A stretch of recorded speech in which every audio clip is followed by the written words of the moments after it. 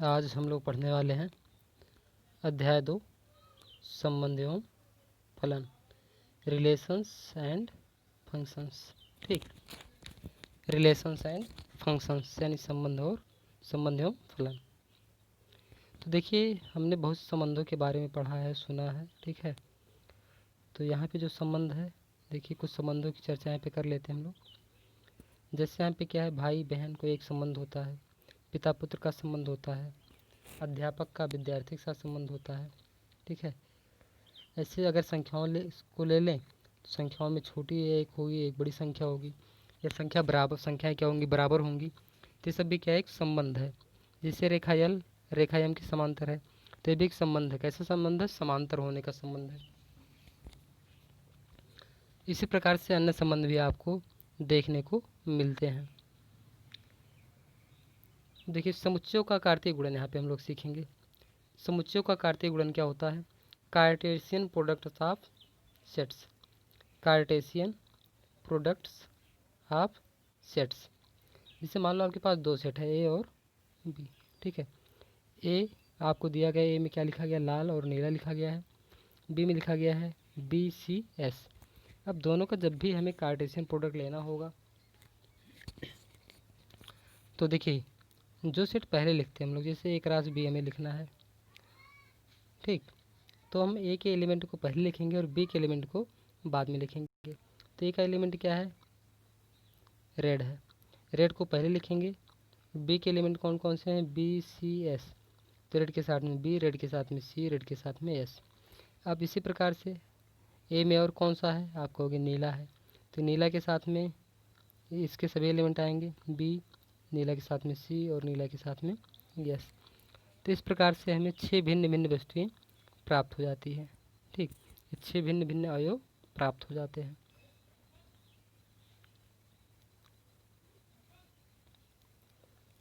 जब यहाँ पे परिभाषा देखेंगे हम, परिभाषा क्या है?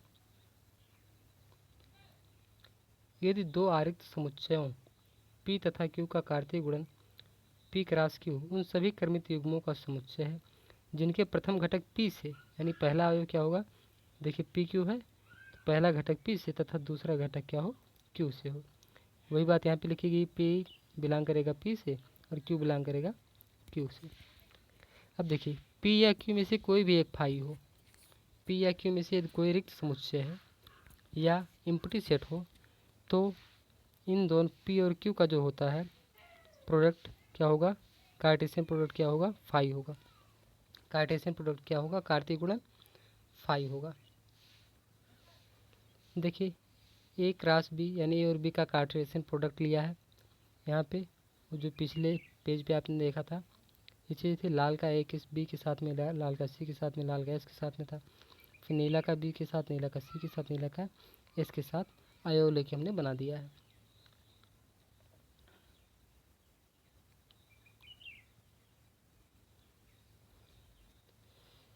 और आगे देखते हैं हम लोग। अब देखिए, मान लेते हैं आपके पास ए सेट है जिसमें दो एलिमेंट A1 और A2 है। बी सेट है, B1 B2 B3 और B4 इसमें आपको दिए गए हैं।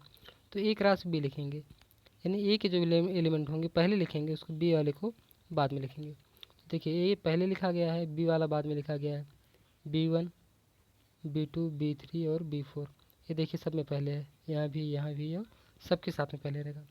अब ऐसे A2 को लेके मल्टीप्लाई करेंगे, तो A2 पहले आएगा सब में, चारों में, और दूसरे पे क्या आएगा? B1 B2 B3 B4। उम्मीद है आप सभी को ये बात समझ में आई है, कार्टेशियन प्रोडक्ट कैसे लेंगे हम लोग।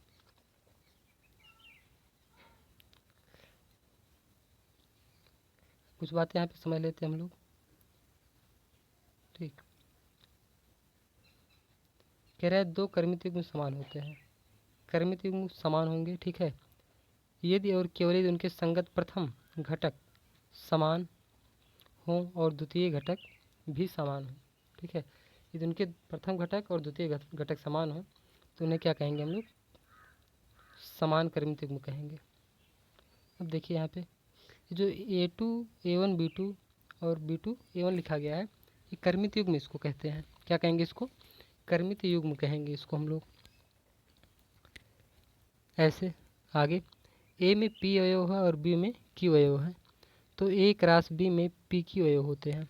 ए का बी के साथ कार्टेशियन प्रोडक्ट लेने पर कितने अवयव मिलेंगे? उसमें पी क्यू अवयव मिलेंगे। थर्ड क्या है? कह रहा है यदि ए तथा बी आरिक्त समुच्चय है और ए या बी में से कोई अपरिमित है तो ए क्रॉस बी भी क्या होगा? अपरिमित होगा। ऐसे अगर मान लो कोई सेट आपके पास ए है, ए में एलिमेंट ए बी सी कुछ भी हो और आगे भी हो सकते हैं कुछ, तो ए का 3 बार मल्टीप्लाई कर रहे हैं। देखो अब तक हमने 2 बार किया था, अब की बार 3 हो गया। 3 बार एक आपस में मल्टीप्लाई किया, यानी ए क्रॉस ए, तो ए बी सी आपको प्राप्त होगा। आपको पता है 3 अवयव होंगे, ठीक है। तो यहाँ पे क्या आएगा? ए बी सी तो बिलोंग करेगा ऐसे, लेकिन ध्यान देना है ए बी सी जो है आपको एक कर्मित त्रिक इसको बोलते हैं, ठीक है। कर्मित त्रिक कहलाता है। जब 2 था तो कर्मित युग्म, 2 का मतलब पेयर, पेयर का मतलब होता है युग्म, और 3 है तो इसको त्रिक बोलेंगे हम लोग। अब एग्जाम्पल देखते हैं हम लोग। एग्जाम्पल नंबर 1 कह रहा है यदि ये बराबर का चिन्ह लगा है तो आपको पता है तो एक्स वाई का मान भी ज्ञात करना है। तो हम कहेंगे क्या? दोनों के संगति एलिमेंट क्या होंगे? बराबर होंगे, यानी पहले एलिमेंट के बराबर होगा। तो एक्स प्लस 1 बराबर कितना लिखेंगे हम लोग? 3 लिखेंगे। तो एक्स बराबर कितना आएगा? 1 तो इधर से घट जाएगा, बचेगा 2। एक्स बराबर कितना आ गया? 2। सेम इसी प्रकार से अगर हमें वाई निकालना हो तो वाई माइनस 1 किसके बराबर आएगा? वाई माइनस 1 नहीं, वाई माइनस 2 लिखा गया है। वाई माइनस 2 किसके बराबर होगा? ये 1 के बराबर होगा। तो वाई बराबर कितना आ गया आपका? 3, यानी एक्स बराबर 2 आया है और वाई बराबर कितना आया है? 3 आया है। क्वेश्चन नंबर देखते हैं हम लोग 2।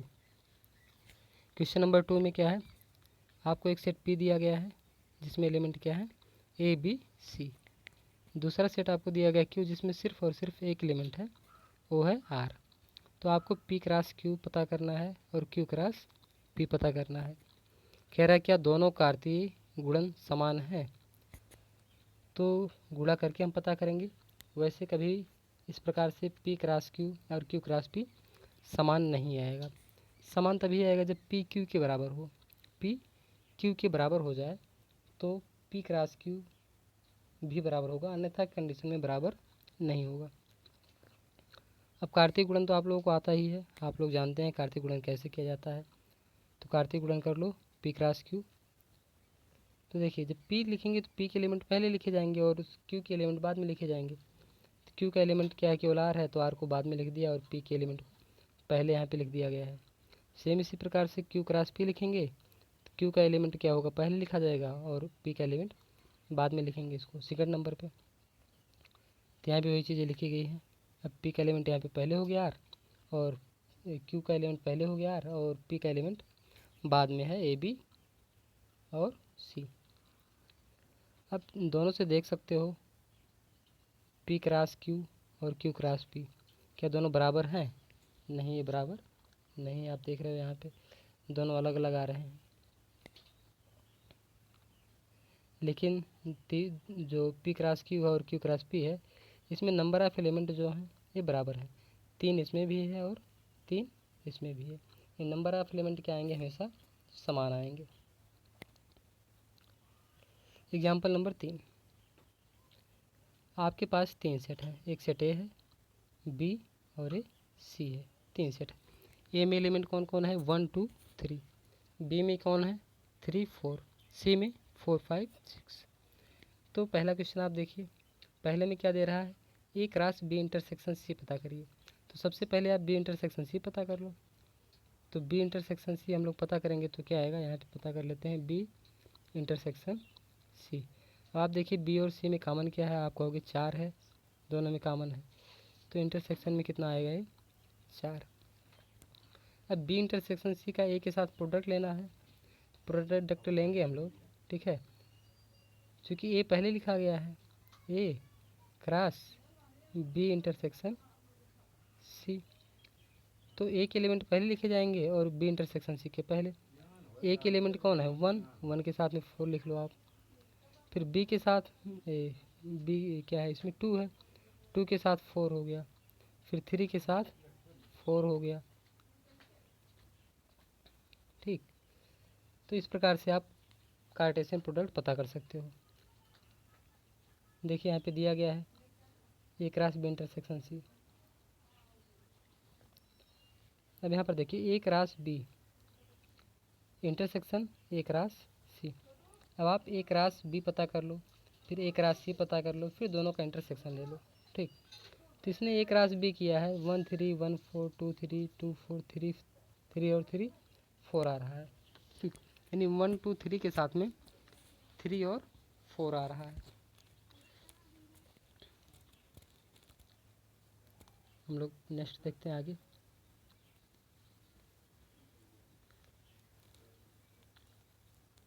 तो ए क्रॉस सी भी इसने पता कर लिया अभी यहाँ पे ए क्रॉस सी। तो इस प्रकार से कुछ मिल गया इसको। अब दोनों का इंटरसेक्शन लेना है, यानी जो दोनों में कॉमन हो। तो दोनों में 1 4 कॉमन हो गया था, 2 4 कॉमन हो गया और 3 4 कॉमन हो गया। ठीक, तो 3 चीज़ें कॉमन है तो इसमें हो गया इंटरसेक्शन में।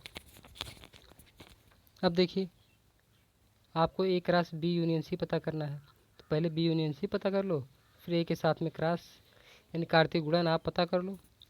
सेम इसी प्रकार से फोर्थ में भी होगा। तो उम्मीद इतनी बातें आप लोग करेंगे चीज़ स्वयं से। अब देखिए एक एग्जाम्पल है, इस प्रकार का क्वेश्चन भी आपको प्रश्नावली में मिलने वाला है। सो यहीं पर अच्छे से आप समझेंगे इसको। जैसे यहाँ पे क्या है 1 2 है p बराबर, तो p को 3 बार मल्टीप्लाई किया गया है, यानी कार्टेशियन ट्रिक आपको ट्रिक पता करना है। ठीक है, यानी ट्रिपल प्रोडक्ट लेना है। तो सबसे पहले आप देखिए, आप मान लो कि आपने ले लिया है 2 का प्रोडक्ट, पहले ले लो आप चाहो तो, अगर समझना है तो। ठीक है, वैसे आपको डायरेक्ट करना है, नहीं तो अगर आप केवल 2 का लेना चाहो। ठीक है, और फिर लास्ट में एक और ले लो, एक पी का। तो इसको हम लोग दूसरे पेज पर देखते हैं। आप याद कर लो पी में कितना एलिमेंट है 2, और वो क्या है 1 2। ठीक, हम लोग दूसरे पेज पे देखते हैं, इस पेज पे देखेंगे हम लोग। ठीक, पी बराबर क्या है 1 1 2 है। पी में क्या है 1 2, तो हमें पी क्रॉस पी पता करना है। पी क्रॉस पी अगर हम पता कर लें तो क्या आएगा, देखिए एक बार पी और लिख लेते हैं ताकि आप अच्छे से समझ सको। 1 2, ठीक, 1 और 2 हो गया। अब देखिए क्या करेंगे हम, यहाँ पे पहले 1 का 1 के साथ में लेंगे प्रोडक्ट। देखिए यहाँ पे 1 है, ये 1 है, तो 1 1 हो गया। फिर 1 का 2 के साथ में लेंगे 1 2 हो गया। अब 2 का यहाँ पर देखिए 2 आ गया, ये ब्लू कलर से लिख देते हैं, ये 2 आ गया यहाँ पे। 2 का 1 के साथ में लेंगे 2 1 2 2 हो गया, ये हो गया पी क्रॉस पी। अब एक पी और है आपके पास, मान लो पी आपका तीसरा वाला ले लो यहाँ पे, पी 1 2। अब पी 1 2 के साथ में मल्टीप्लाई करेंगे आप, यानी कार्टेशियन प्रोडक्ट लेंगे, यानी पी क्रॉस पी आएगा क्या। अब देखिए, अब किसी पी को आप पहले मान लो, चाहे पी क्रॉस पी को पहले मान लो, चाहे पी को पहले मान लो, दोनों चीज़ें बराबर। तो हम क्या करेंगे, जो पी आपको दिया गया इसको सबसे पहले मान लेते हैं हम लोग। ठीक है, मान लेते हैं पी पहले लिखा गया है यहाँ पे, मान लो कि ए पी पहले लिखा गया और पी क्रॉस पी बाद में लिखा गया है। तो लिखना शुरू करते हैं हम। 1 यहाँ पे लिखेंगे, इसके साथ में 1 1, फिर यहाँ पे क्या है 1 1 2 हो जाएगा। फिर 1 के साथ में 2 1 1 2 1 हो गया, कामा बीच बीच में लगाते रहेंगे। फिर 1 के साथ में 2 2 है, 1 2 2 हो गया। और आगे फिर 2 कब लेंगे सबके साथ में, 2 1 1 हो गया, ऐसे 2 1 2 आएगा। फिर 2 2 1 आएगा, 2 यहाँ पे है 2 1 यहाँ पे है, 2 2 1 हो गया। और लास्ट में 2 2 2 आ गया। और हमेशा मंझला ब्रैकेट आप लगाएंगे यहाँ पे। तो आपका ये हो गया क्या, P cross P cross P. ठीक, ये अगर आप एक ही बार में तीनों लिखना जानते हो या तीनों लिखना चाहते हो तो एक ही बार में तीनों को आप लिख लो, कोई भी समस्या नहीं आएगी। चलो एक ही बार में तीनों को लिख के दिखाते हैं हम। ठीक है, देखिए पी है क्या, 1 2, पी 1 2 है, पी 1 2। अब जब तीनों का प्रोडक्ट लेंगे हम लोग, पी क्रॉस पी, तो आएगा क्या, देखो पहले क्या करते हैं हम लोग, पहले तो तीनों सीधा ले लेते हैं, 1 1 1, क्या हो गया 1 1 1। अब पहले में तो एक ले लो आप, ठीक, दूसरे में भी एक ले लो, एक एक, और तीसरे में दूसरे पास चले जाओ तो। ठीक, अब आगे 1 1 2 हो गया। अब देखिए यहाँ पे 1 ले लेते हैं हम लोग पहले में, और दूसरे में 2 ले लेते हैं। अगर पहले में 1 और दूसरे में 2 लेंगे हम तो आएगा क्या, हो सकता है कि आ जाए 1, या हो सकता है कि आ जाए 1 2 1। देखिए हमने पहले में एक फिक्स कर लिया पहले, अब दूसरे में अगर एक लेते हैं तो हो सकता है एक आता, हो सकता है 2 आता। तो जब एक आया तो 1 1 1 हो गया, अब 2 आया तो 1 1 2 हो गया। ऐसे दूसरे वाले में जब हमने 2 को फिक्स कर दिया है, 1 तो फिक्स है ये भी, तो 1 आ गया, 2 आ गया, फिर 1 आ गया, या तो 1 2, ये 1 नहीं, 2 1 2 आता, ये आ गया। अब देखिए सेम इसी प्रकार से यहाँ पे 2 को फिक्स करेंगे, तो 2 को जब फिक्स करेंगे 2, इन दोनों, अब यहाँ पे या तो 1 रहेगा, 1 रहेगा अगर, तो यहाँ पे या तो 1 आएगा या तो 2 आएगा। 1 1 आएगा एक बार आएगा, 2 1 2 आएगा। सेम इसी प्रकार से जब यहाँ पे 2 को फिक्स कर लेंगे हम लोग, 2 2 1 आएगा, या फिर आएगा 2 2 2। देख लीजिए 8 पूरे हो गए या नहीं, तो 8 आप देख रहे हो, क्योंकि 2 दुनाई 4 दुनाई 8 होता है। ठीक है, तो यहाँ पे 8 एलिमेंट आपको मिलने चाहिए, और 8 एलिमेंट आपके पास है यहाँ पे। ठीक, बस कोई एक बार छूटने ना पाए, एक भी बार कोई छूटना ना पाए, सबके साथ में सबका मल्टीप्लिकेशन हो जाए तो हो गया, समझ लो कार्टेशियन प्रोडक्ट आपका। उम्मीद है एग्जाम्पल आपको समझ में आया होगा। अब एग्जाम्पल नंबर 5, यदि आर समस्त वास्तविक संख्याओं का समुच्चय है तो कार्तीय गुणन आर क्रॉस आर और आर क्रॉस आर क्या निरूपित करता है। ठीक है, तो कार्तीय गुणन आर क्रॉस आर समुच्चय, आर क्रॉस आर क्या होता है, एक्स वाई इस प्रकार से होता है कि एक्स और वाई क्या कहाँ से बिलोंग करेंगे, आर से, यानी एक्स भी आर से बिलोंग करेगा और वाई भी आर से बिलोंग करेगा, को निरूपित करता है। लेकिन ध्यान दीजिए आगे, जिसका प्रयोग द्विविमीय समष्टि के लिए, द्विविमीय का मतलब अगर मान लो कि एक लंबाई है तो दूसरी चौड़ाई है, ठीक, यानी द्विविमीय यानी 2 डायमेंशनल ऐसे कह लो आप, बिंदुओं के निर्देशांकों को प्रकट करने के लिए किया जाता है। जबकि आर क्रॉस आर समुच्चय, आर क्रॉस जो परिभाषा आपको दी गई थी, एक एक्स वाई जेड है, जहाँ पे एक्स वाई जेड तीनों आर से बिलोंग करते थे, को निरूपित किया जाता है, जिसका प्रयोग त्रिविमीय आकाश में बिंदुओं के निर्देशांकों को प्रकट करने के लिए किया जाता है। देखिए अभी आपने जो निर्देशांक ज्यामिति पढ़ी है, ठीक है, उसमें आपने एक्स और वाई केवल अक्ष पढ़ा है, लेकिन इस क्लास में, क्लास यानी 11th में आपको एक्स अक्ष, वाई अक्ष और जेड अक्ष के सापेक्ष में, ठीक है, निर्देशांक ज्यामिति पढ़नी है। ठीक, वहाँ पे त्रिविमीय स्पेस में आपको पढ़ना है। अब यहाँ पर देखिए एग्जाम्पल नंबर 6 है, क्या दिया गया है, यदि ए क्रॉस बी दिया गया है तो ए बी की मान ज्ञात कीजिए। देखिए ए यहाँ पे पहले है, तो इसका मतलब जितने एलिमेंट पहले लिखे गए हैं वो एक एलिमेंट होंगे, तो ए बराबर क्या आएगा, पहले पी लिखा गया है, पी लिखा गया है, यम लिखा गया है, यम, यानी पहले या तो पी लिखा गया है या तो यम लिखा गया है। तो आप जानते हो कभी सेट में किसी भी एलिमेंट को डबल नहीं लिखते हैं, तो पी 2 जगहों पे था तो एक जगह लिख दिया पी, यम 2 जगहों पे था तो यम को एक बार लिख दिया। सेम इसी प्रकार से जो लास्ट का एलिमेंट होगा वो बी का होगा। आयो लास्ट में क्या है, क्यू है, आर है, क्यू और आर, नहीं या तो क्यू दिख रहा है तो आर दिख रहा है, तो क्यू आर हो गया। यहाँ भी डबल नहीं लिखते हम लोग। एक प्रश्न और ये देखते हैं, कह रहा है कि यदि x बटे 3 प्लस 1 वाई माइनस 2/3 बराबर क्या है 5/3 1/3, तो x तथा y का मान ज्ञात कीजिए। तो ऐसे सवाल आप किए हो, तो x बटे 3 प्लस 1 यानी पहला एलिमेंट पहले के बराबर होगा, बराबर 5/3 के। तो x बटे प्लस एक का एलसीएम लेंगे बटे 3, 5/, 3 से 3 कैंसिल हुआ, x बराबर कितना आ गया, इधर से घट जाएगा, x आ गया 2। सेम इसी प्रकार से आप y भी निकाल सकते हो। y कितना आएगा, y माइनस 2/3, इसको फिर बदल लेते हैं, y माइनस 2/3 बराबर आएगा कितना 1/3। अब 2/3 इधर जाएगा, दाहिनी तरफ जुड़ेगा तो y बराबर कितना आएगा 1 आएगा, यानी y बराबर 1 और x बराबर 2 आपका आंसर हो गया। तो यहाँ पे हम सभी सवाल बताने वाले नहीं हैं, कुछ हिंट भी देंगे और कुछ आप लोग करोगे। तो कह रहे हैं समुच्चय ए में 3 अवयव हैं तथा समुच्चय बी में क्या है 3 अवयव, ऐसे कह लो 1 2 3 लिखा गया है 3 4 5 है। लेकिन यहाँ पे देखिए पूछ क्या रहा है, ए क्रॉस बी में अवयव की संख्या ज्ञात कीजिए। आपको पता है अवयव की संख्या क्या होती है, यम क्रॉस यन होती है, यानी यम गुणे यन होती है।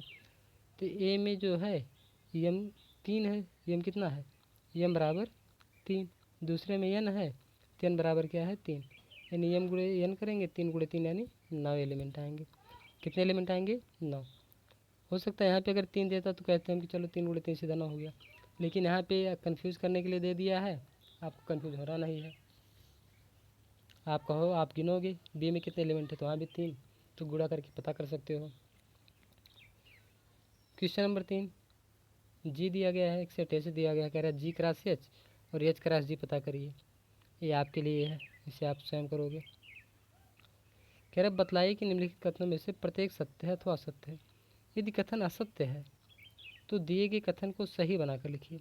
अब देखिए यम एन है, पी क्यू क्या है यन एम है, तो कह रहा है पी क्रॉस क्यू बराबर यम एन और यन एम लिखा गया है। क्या ये सत्य है, आप कहोगे सत्य नहीं है। क्यों नहीं है, क्योंकि आपको तो मल्टीप्लाई करना आता है, कार्टेशियन प्रोडक्ट लेना आता है, तो आप कार्टेशियन प्रोडक्ट लेंगे और बताएंगे कि सही है गलत है। क्योंकि गलत आएगा तो आप इसे सही करके दिखाओगे। सही कैसे होगा, चलो मैं बता देता हूँ। जब आप पी क्रॉस क्यू लेंगे, P cross Q in P और क्यू का कार्टेशियन प्रोडक्ट लेंगे, तो पहले यन का प्रत्येक में गुणा होगा, तो यम यन होगा, फिर यम का यम के साथ में यम यम होगा। अब आप देख रहे हो कि गलत जा रहा है, क्योंकि यम यम तो कहीं है ही नहीं। ऐसे जब यन का लेंगे तो क्या आएगा यन यन आएगा, फिर क्या आएगा यन यम। अब ये पूरा हो गया, क्योंकि 4 एलिमेंट आते हैं इसमें, क्योंकि 2 दूना 4, 2 एलिमेंट इसमें है 2 इसमें है, तो 4 एलिमेंट होना चाहिए, तो इसे भी इसमें 2 दिया गया था, गलत होने की संभावना तो ऐसे बढ़ गई थी।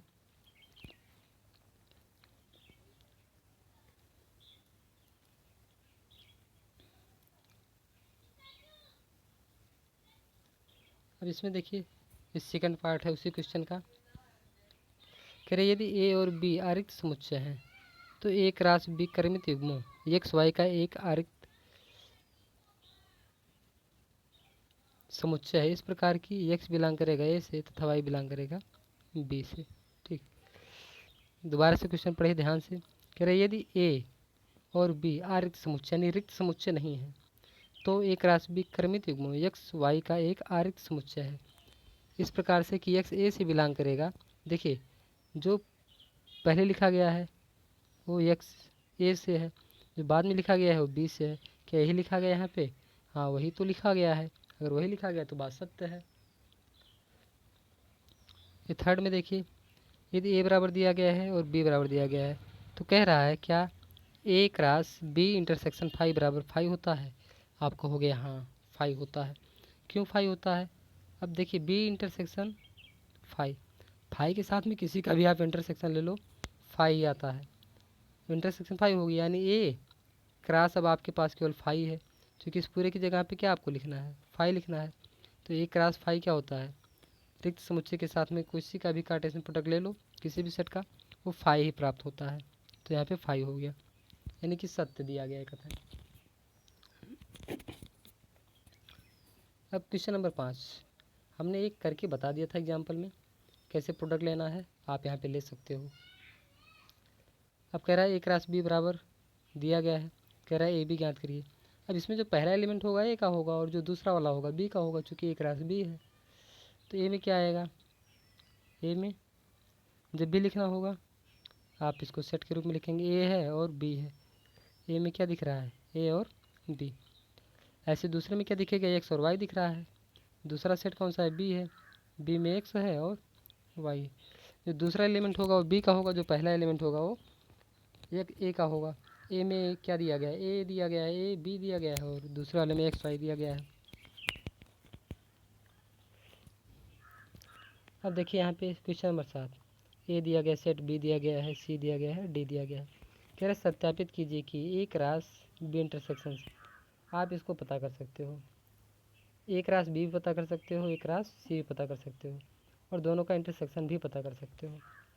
पता करना आप लोग, ठीक है, थोड़ा सा बड़ा क्वेश्चन है। कह रहा है ए क्रॉस सी पता करोगे, बी क्रॉस डी ये भी पता करोगे। अब देखना क्या ये उपसमुच्चय है या नहीं है, और उपसमुच्चय आप लोग ऑलरेडी पढ़ चुके हो पहले अध्याय में, तो मैं इससे बताने वाला नहीं हूँ अभी यहाँ पे। हाँ, यदि आपको नहीं आया, आप नहीं कर पा रहे हो तो पूछ सकते हो। क्वेश्चन नंबर 8, मान लीजिए कि ए बराबर 1 2 दिया गया है, बी में 3 4 है, ए क्रॉस बी और ए क्रॉस बी लिखना आपको, ए क्रॉस बी आप लिखेंगे। ए क्रॉस बी में कितने उप समुच्चय होंगे, ए क्रॉस बी में कितने उप समुच्चय होंगे, ठीक है, इसे आपको लिखना है, उनकी सूची बनानी है, ठीक। तो चलो मैं एक बार प्रयास करता हूँ, ठीक है। एक छोटा सा पेज लेके, ए में क्या है 1 2 है, बी में क्या है 3 4, याद रखो। ए में ए सेट में क्या था, ए में 1 2, बी में कौन सा एलिमेंट था 3 4। कह रहा है ए क्रॉस बी पता करिए। आप ए क्रॉस बी पता करोगे, ए क्रॉस बी में क्या आएगा, पहले तो आएगा 1 3, फिर 1 के साथ में 4 आएगा, ऐसे 2 के साथ में 3 आएगा, 2 के साथ में 4 आएगा। देखिए, अब जब भी हमें समुच्चय पता करना होगा तो सबसे पहला सेट किसी भी सेट का, यानी समुच्चय का उप समुच्चय क्या होता है 5। पहले तो 5 हो गया, फिर हम क्या करते हैं, जो एक क्रॉस बी है इसके एक एक एलिमेंट को सेट के रूप में लिखते हैं। जैसे 1 3 हो गया, 1 4 हो गया, 2 3 हो गया। इसको देखिए, फिर बाद में बड़े कोष्ठक में आप कर देंगे, और ये 2 4 हो गया। अभी आपने एक एक एलिमेंट लिखा है। अब 2 2 आप बनाइए, 2 2 का पेयर बनाइए। 2 2 का पेयर बनाएंगे तो कौन सा आएगा 1 3 1 4। पहले इसका सबके साथ मिलेंगे, फिर इसका सबके साथ मिलेंगे, प्रत्येक का सबके साथ मिलेंगे। 1 3 1 4, इसको एक कोष्ठक में करेंगे। फिर आगे अब आप 1 3 और ये 2 3 आप लेंगे, 1 3 और ये 2 3 हो गया। अब लास्ट में क्या है, लास्ट के भी कहाँ, अभी तो काफ़ी है।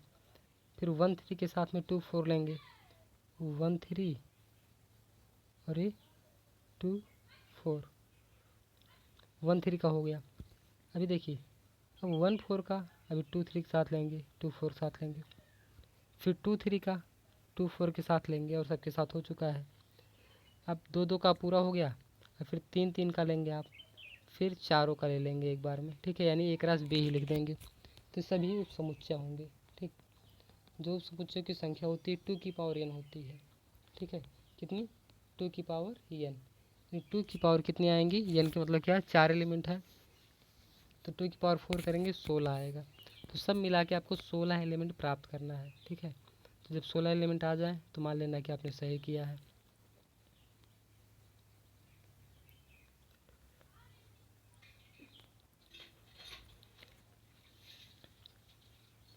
Question number 9। ठीक, क्वेश्चन नंबर क्या आपका 9 है। यहाँ पर देखना है आपको क्या पूछ रहा है आपसे। क्वेश्चन नंबर 9 में कह रहा है मान लीजिए कि ए और बी दो समुच्चय हैं, जहाँ ए में कितने एलिमेंट हैं 3, बी में कितने एलिमेंट हैं 2। यदि x1 y2 z1 ए क्रॉस बी में है तो ए और बी को ज्ञात कीजिए। तो जो पहला एलिमेंट होगा ए का होगा, जो दूसरा एलिमेंट होगा वो किसका होगा, बी का। जो दूसरा एलिमेंट होगा वो किसका होगा, बी का। तो पहला एलिमेंट एक्स वाई और जेड है। एक्स वाई ये जेड हो गया। बी में कौन सा है, दूसरा एलिमेंट आएगा 1 2 1। तो हम लोग 1 लिखेंगे, 2 लिखेंगे। लास्ट में 1 है, 1 तो पहले ऑलरेडी लिख चुके हम लोग, तो केवल 1 2 लिखेंगे। अब देखिए एन ए में कितना एलिमेंट आ गया 3, और एन बी में कितना आ गया, एन बी कितना हो गया 2 हो गया। ठीक, एन ए कितना हो गया 3 और एन बी कितना हो गया 2। ये कह रहा था कि ए क्रॉस बी में है, ठीक है। तो ए क्रॉस बी पूरा नहीं दिया गया, तो उसमें है ये लोग, ठीक है। अब ए क्रॉस बी में तो आएगा 2 3 6 एलिमेंट आएगा, लेकिन यहाँ पे केवल 3 ही लिखा आपके लिए। तो ए बी को ज्ञात कीजिए जहाँ एक्स वाई जेड भिन्न भिन्न अवयव हैं। तो आपने पता कर लिया। अब देखिए कार्तीय गुणन एक राशि में 9 अवयव हैं। कितने एलिमेंट हैं 9, जिनमें -1 0 0 1 भी है। समुच्चय ए ज्ञात कीजिए। अब देखिए ए का ए से प्रोडक्ट किया गया है, ठीक। तो इसके शेष अवयव ज्ञात करना है। तो जितने भी एलिमेंट यहाँ पे दिख रहे हैं सभी ए में होंगे, क्योंकि देखिए चाहे ए पहले लिखा गया हो चाहे बाद में लिखा गया हो, लेकिन है तो ए का ही एलिमेंट। तो ए बराबर क्या आएगा, -1 0 और 1, क्योंकि जितने भी एलिमेंट हैं अवयव हैं कि किसके हैं, ए के हैं। यानी -1 दिख रहा है तो ये भी ए का होगा, 1 दिख रहा है ये भी ए का होगा, 0 दिख रहा है वो भी ए का होगा। तो जो क्वेश्चन हमने छोड़ दिया बच्चे, आप ट्राई करना उसको करने के लिए। हो सकता है कि आप एक बार में ना कर पाओ, तो वीडियो को दोबारा देखना और प्रयास करना, ठीक है। उम्मीद है आप अच्छे से कर पाओगे। तो कल हम लोग पढ़ने वाले हैं रिलेशंस, ठीक। आप लोग इतना अच्छे से करो। कल हम लोग चैप्टर पढ़ेंगे क्या, इस चैप्टर का भाग है रिलेशन यानी संबंध।